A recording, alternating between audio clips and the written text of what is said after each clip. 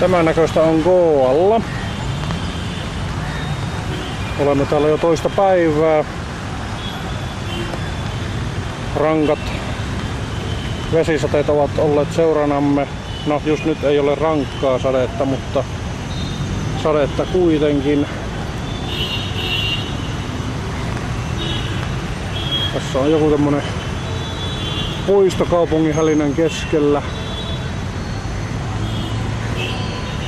Täällä paljon on tullut kuvattua, eli ei 2 päivää ollenkaan, kun eilen kyllä matkustettiin suuri osa päivästä.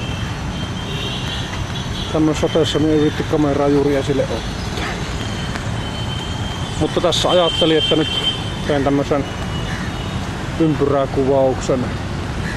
Näkee vähän kotona Goankin maisemia sitten. Takas samaan patsaaseen jonkun portugalilaisen hemmon patsas siinä on, jota on täällä 1800-luvun alussa elänyt.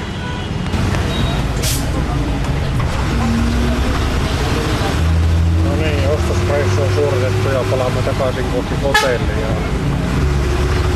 Vähän märkä tuo ikkuna välissä.